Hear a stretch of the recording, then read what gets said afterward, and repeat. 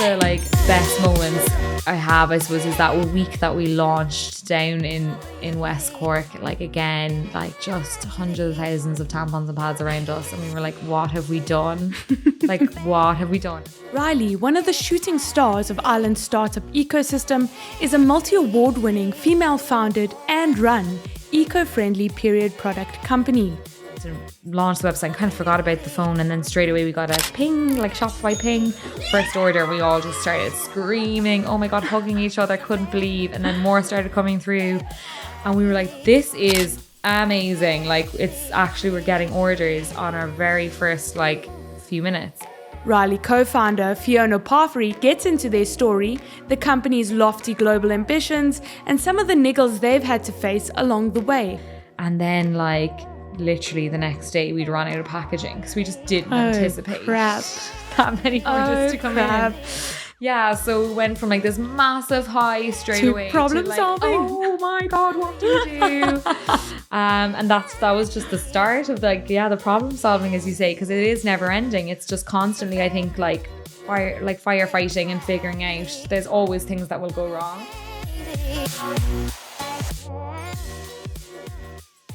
Thank you for coming, Fiona, and welcome. Thank you for having me. I'm excited to chat. So we're chatting about you. First off, you're my first female in studio. I don't know if you knew that. It's intense, and I'm almost ashamed to say it, but there is an issue of not very many startups being founded by women in Dublin. Mm-hmm. Why do you think that is? You've got 3 founders. Yeah. So I think there is amazing startups coming out of Ireland. There is a lot of female entrepreneurs around the country. Yeah. But I suppose there's a lot of female-led businesses that are very focused on creating strong brands, but keeping them very local. Yeah. And not having that bigger vision of wanting to, I suppose, bring their business global, or like the kind of bigger ambition. And I don't think that's through any fault of their own. I think it's just an issue with females having a self-belief or confidence issues that have been ingrained in us through society.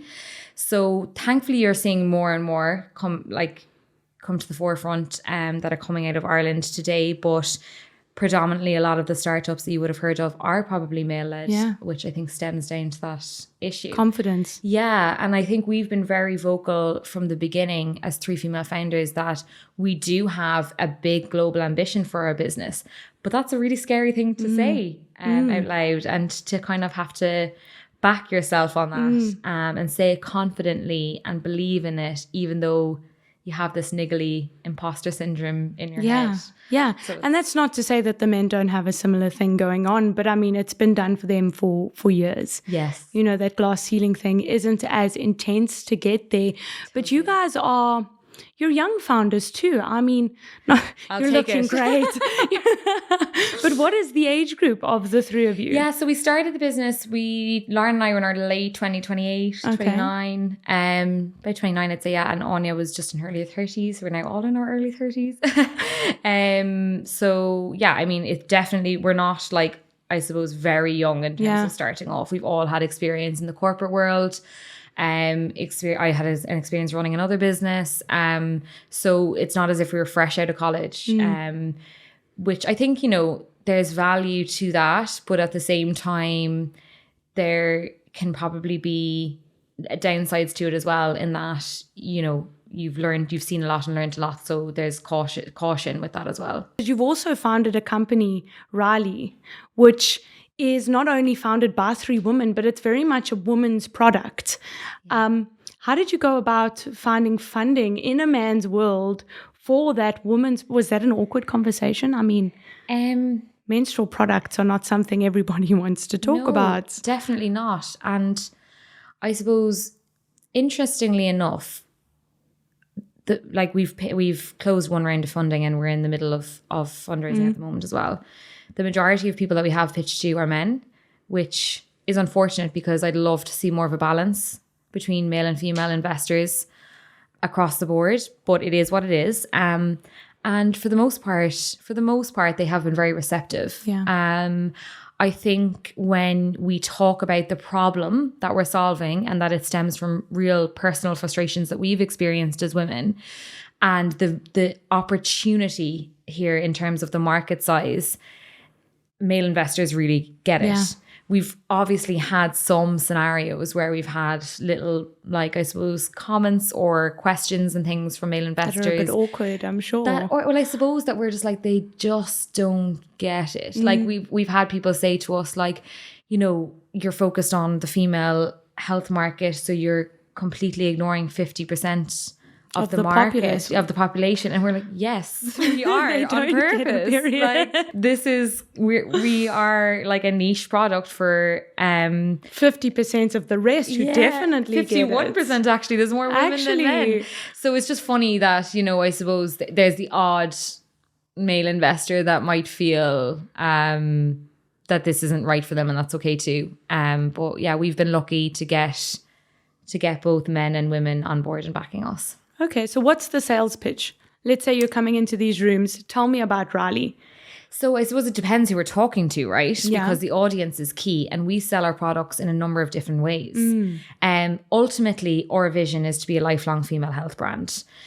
We started off with disrupting the very stale period care market that hadn't really Been the same for 30 years for plus. for decades. And I suppose when we as founders discovered that the period products we'd been using our whole lives were manufactured with harmful and highly unnecessary ingredients like synthetic rayons and bleach and perfumes and so many chemicals, we felt compelled to do something about it because we couldn't find a solution in the Irish market that suited our needs, in that it was natural and organic and all of that. So we went about creating Riley, 100% organic period care.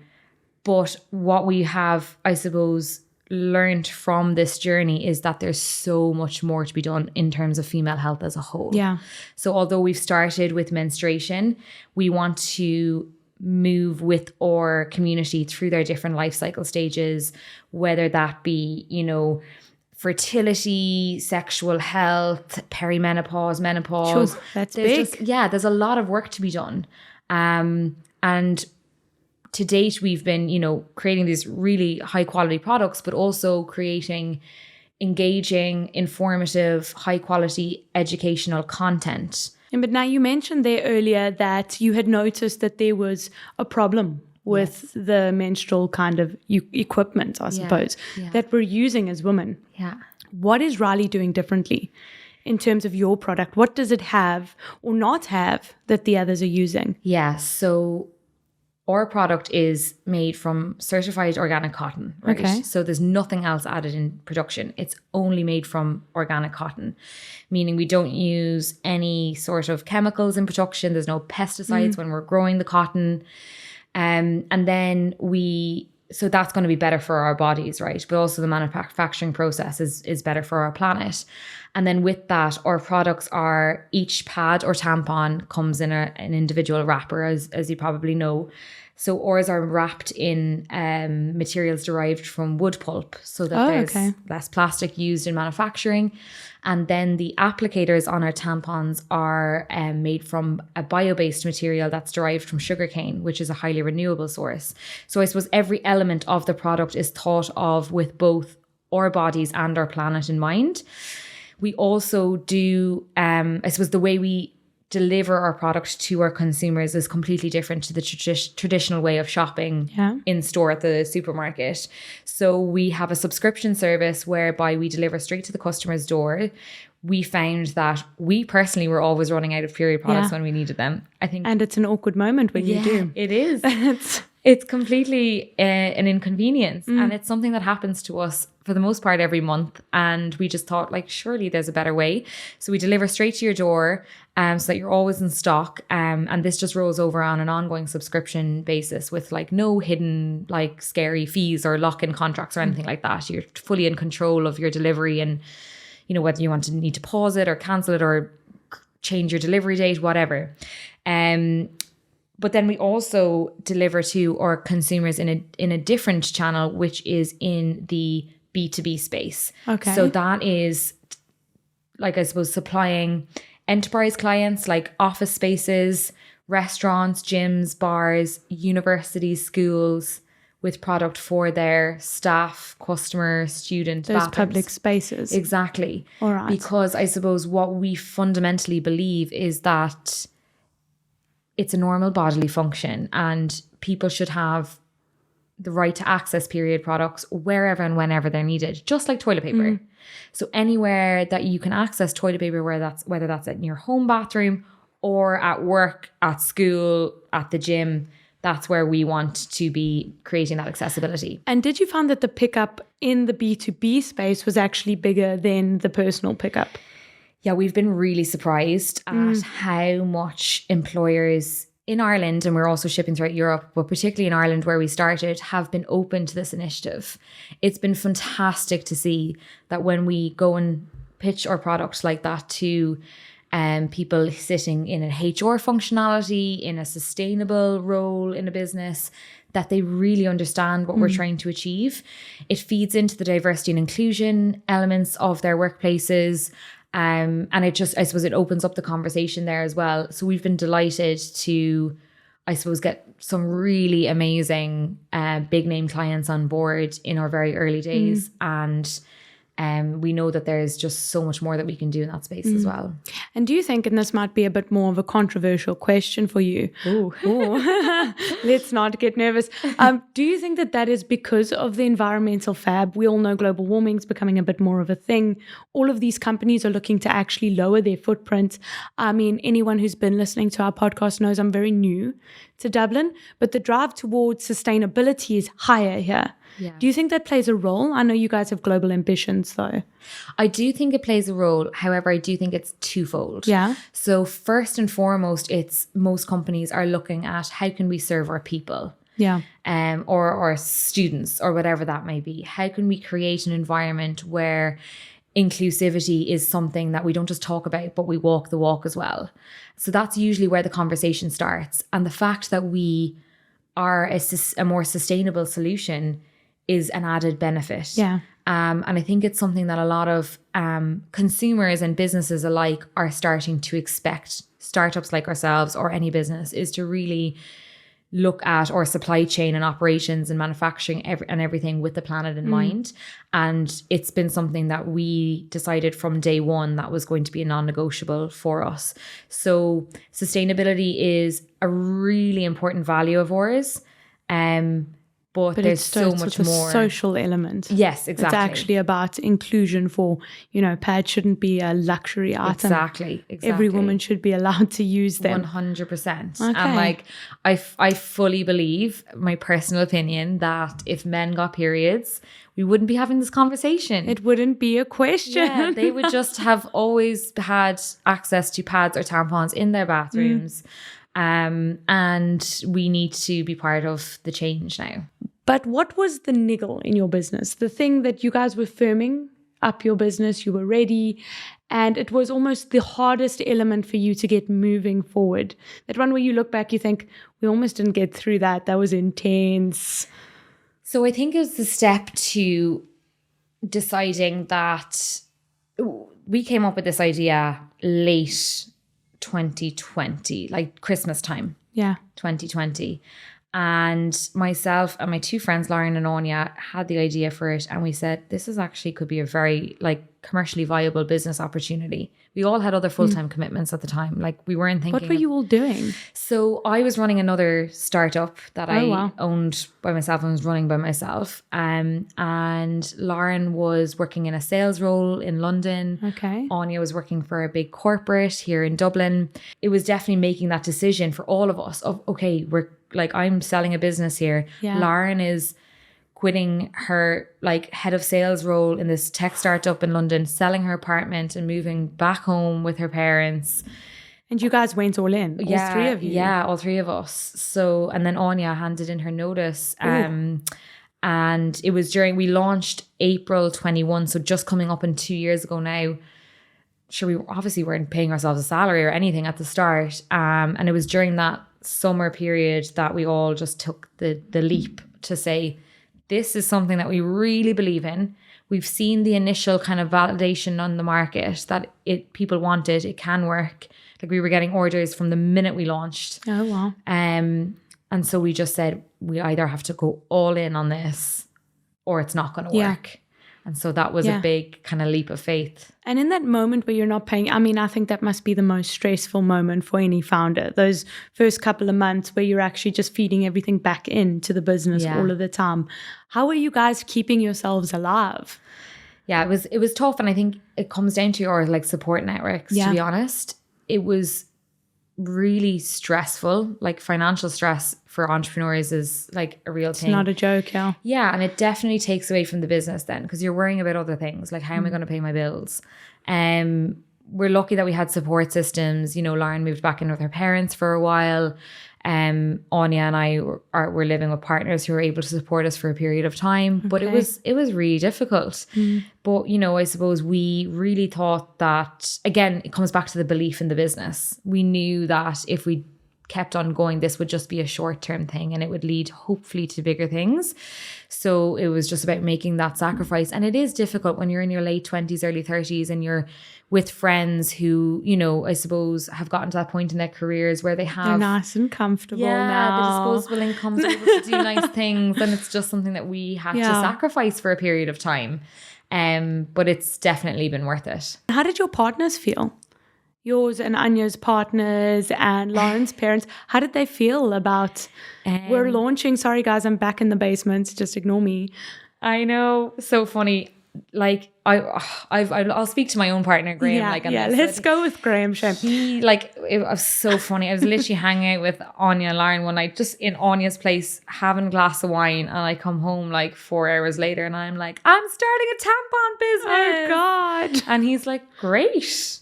Oh, really? Yeah. And But you told me just off mic that the man also makes you oats. So I don't know what you did to get this right. Jeez, I hope you lock him down. Oh, I've got the ring on the finger. There we go, girl. So I was like, oh, I'm going to go home now. And he's going to say, what the hell? Like, you're already running this other business. Like, what's going on?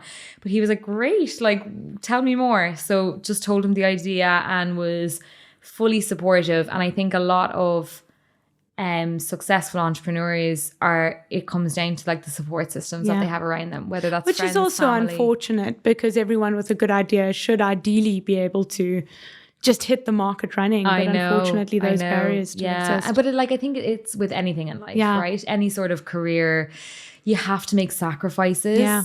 Pick your struggles. Yeah, exactly. And I really couldn't do it without the support of my co-founders first and foremost, but also the really great network and friends and family and entrepreneurial network in Ireland as well. And it's about, I think, being open to leaning on people for that help and support is really important too. And not having, I suppose, too much pride in that. We're very open with the fact that we know we do not know it all, and that is okay. And that's why we're always asking people for help. And trying to give help if we can as well. You know, it comes both ways. So support is key. Yeah. And what was on the line at that stage when the three of you had quit everything? If this hadn't worked out the way that it has, which is incredible, what was the risk really? I suppose we had risked our careers, right? Yeah. In that we'd all given up other opportunities to focus on this. But besides from that, honestly, not much, in my opinion. Yes, your pride might be a little bit hurt if you fail, or your ego might be damaged, but that's not important. Failure isn't something to be afraid of. You have to embrace failure. And even though our business is going very well and we're really happy with the direction it's going in and what we've done so far, we've had so many moments of failure along the way. And that's okay. So I think we had to have this, I suppose, openness to the idea of failure when we started it, that if this goes down south, what's the worst that can happen? And for us, it was at least we tried. Yeah. And I think that's a lesson for all, particularly the women who are about to stay, like you said in the beginning, who are about to start. That confidence is key. Yes, you're starting a family. Yes, you're the keeper of the house. Yes, you're all of those things. But that confidence is necessary just to begin. Where are we now? You said we're not very far. yet. 2 years in, what does Riley look like? Yeah, it was for stock and marketing. So it wasn't very much initially to begin with. Well, I suppose we were down in Anya's garage in West Cork and hundreds of thousands of tampons were arriving and we were like, this is all our life savings. So we're going to this in pads, guys. Here they are in tampons, all of our money. Exactly. But no, I suppose it wasn't, to get off the ground and to start the business wasn't that much because like I had experience in things like setting up an e-commerce website and stuff before. So a lot of what we did, we just did in-house. Like the three of us were there packing the boxes ourselves for the first few months. Like it was very from the ground up. We didn't invest crazy money in outsourcing everything from the start because we just couldn't. Which was actually a really good thing because it's meant that we've learned to be very lean with our capital and resourceful with all of the funding that we have.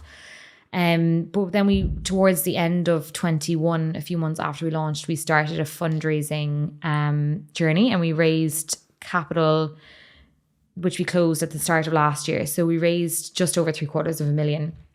And that was to, I suppose, continue like hiring people. So we hired 2 people last year with like a portion of those funds and to invest in marketing and stock, essentially. That's gotten us to the point where we are now, where we're now a team of 7 and we've grown the business like, we're turning over 7 figures now. We're very happy with where we've gotten to.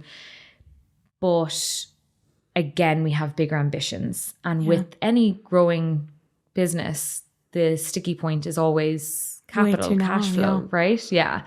So we're raising another round at the moment, targeting 2 million. Is this your second round? Yeah. Okay. Yeah. So that will again allow us headcount, like people is the most important thing in the business. So to continue growing out the team, invest in like IT infrastructure that can help us to scale more efficiently. And automate some of those processes. Exactly. Because that all costs money and there's only so much, I suppose, manual, things that you can do. Like it gets to a point where it just doesn't make sense anymore. But you need to, I suppose, weigh up the opportunity cost of that. And then, marketing and stock are always like a high operating expenditure for us. But we also are looking at like R&D and product development as well, because we have so many big ideas for how we can, I suppose, serve our customer through like menstruation through to menopause. And so a portion of the funds will be used in researching that. Okay, that's an interesting branch. Let's talk about those global ambitions. Well, I suppose the great thing about our business is that the problem that we're solving is universal. Yeah. It doesn't stop and like it penetrates borders, it penetrates cultures.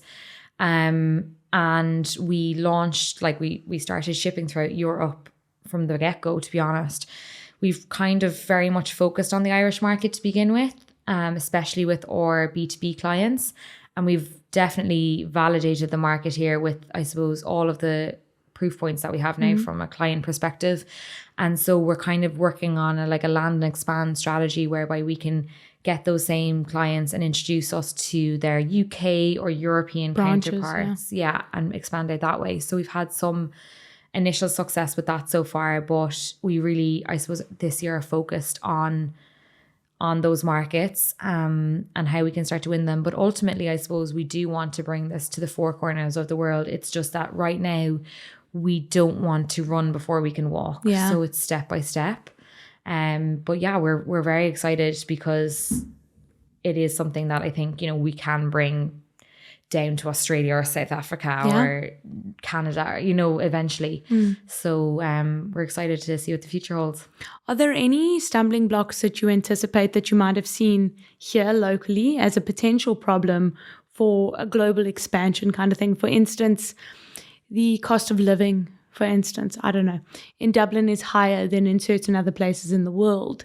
Would you might have to lower the cost of your products? That's a great question. And it is something that we have seen impact the business in terms of, I suppose, cost of living is a very real issue. And a lot of the times people will, I suppose, get rid of any unnecessary things in their lives, like a delivery subscription service, for example. So we did see a few people, I suppose, when someone cancels a subscription with us, we're always very adamant to ask why. Yeah. And some of the feedback has been, I can no longer afford this, like my rent has gone up, or, you know, I've lost my job or whatever it is. That's a real issue. So for us, it's not about, I suppose, scaling back on our growth plans. It's more so the customer still needs this product. That's not changing. You need to make it a situation of being affordable. Exactly. Or how else can we serve them? Yeah. So just because there might be a pandemic or a recession or whatever it is, women or people will still get periods.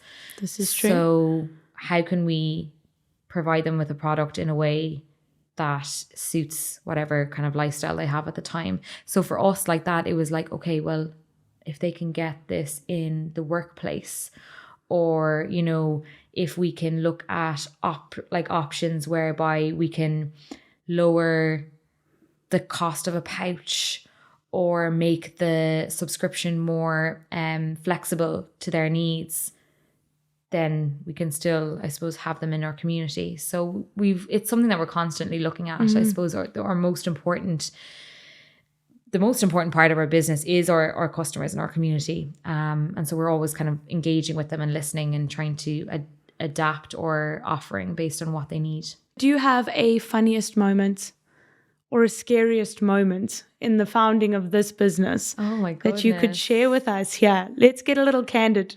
There's been a lot. Like, there's been a lot of really funny moments, you know.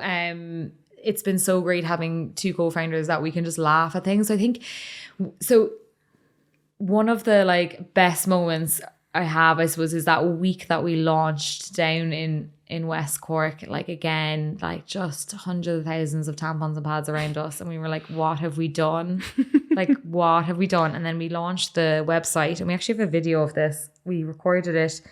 Like, we launched the website. You've got to share that with me. We're going to share it on our socials this week, so you should have a look at it. But we put the phone down, and then we went and launched the website and kind of forgot about the phone. And then straight away we got a ping, like Shopify ping, first order. We all just started screaming, oh my God, hugging each other, couldn't believe. And then more started coming through.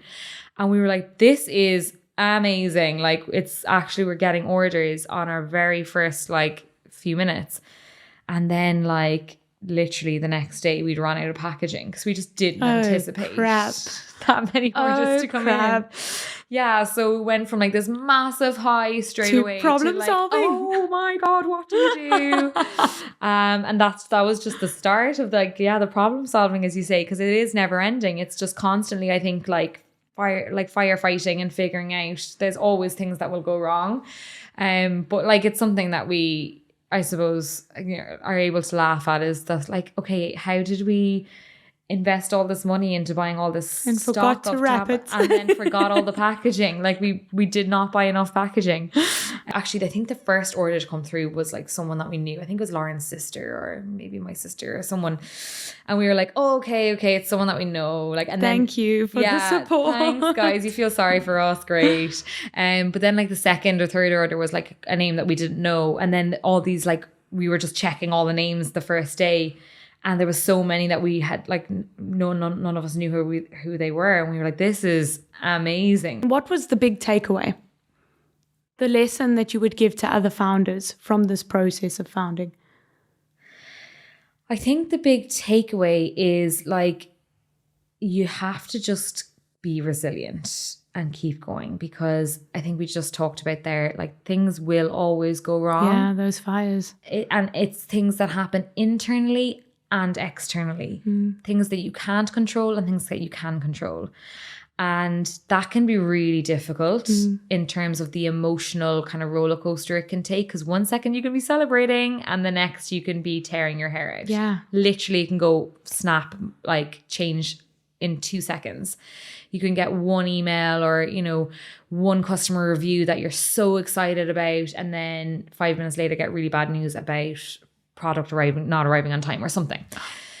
And I think the main thing is just to, I suppose, for us, one of our like internal values that we have with the team is everything is figure-outable. It's a word that I think we've made up. Figure-outable. It's definitely not in the dictionary. Yeah. Because it is like, you know, we fundamentally believe that every kind of challenge or issue that we're faced with is just it becomes a problem that we try and solve. So just to bear that in mind and have the resilience to move forward. So what we typically like to do on the show is to pose to the founders, what are you still struggling with? What is the question, the challenge, the thing that you guys are busy working on at the moment? And then in the next episode, I'm going to try and find you someone. Fingers crossed, I never have any answers to these questions. Never. I would love to try and find you someone who can maybe answer your question. So take a minute. Great question. No, I have one right away. I don't even need to think. So for us right now, what we're really struggling with is the hiring, right? So we have a few open positions on the team that have been there for quite a while. And we are purposely very picky about who we bring on board. As you should be, yeah. We need to find people that obviously are driven and hardworking and ambitious and have all the competencies that we're looking for, but at the same time that really believe in what we're doing. Yeah. Because startup life can be a roller coaster. I know that sounds really cliche, but there's no other better way of describing it. There's ups and there's downs all of the time. So we need people that really believe in what we're doing and our mission, so that when things go badly, that, you know, they're still with us. They hang in there and they can see the bigger picture. And so we are struggling to find people as a small startup because I suppose, you know, there's so many amazing like businesses. Giant firms where you feel safe in your corner. Exactly. I understand. Yeah. So I suppose like we'd love to talk to anyone that is like interested in the startup journey, that, you know, even may not have worked in a startup before, but is considering taking a leap of faith. And I suppose ultimately believes in the mission of Riley and is excited about working on something like this, because we are definitely going places. We're so excited about what the future holds, but it all comes down to the team. Yeah, it's hard to retain skills. I mean, Dublin, the weather, it's a little bit dreary. People like to leave with their skills in this place. We've noticed Dublinites pick sunnier climates. It's okay. Yeah. They can tell us. But in the next episode, then hopefully we will find you a hiring expert who can speak to exactly that kind of problem, particularly related to your business and scaling in a startup situation and finding the right people for your startup, brave people. So thank you very much for joining me, Fiona. I really appreciate your time. Thanks for having me, Paige. It was lovely. Thanks for tuning into this episode of Found It, a production of Factory 44, Ireland's on-demand creative studio based in the heart of Dublin. Found It is available on Spotify, Apple Podcasts, YouTube, or wherever you stream your podcasts. If you like the show, please take a second to subscribe for more episodes and join the conversation on our socials at Factory 44 Studio. If you're looking to record a podcast or are interested in becoming a member of Factory 44, book a call on our website at www.factory44.io.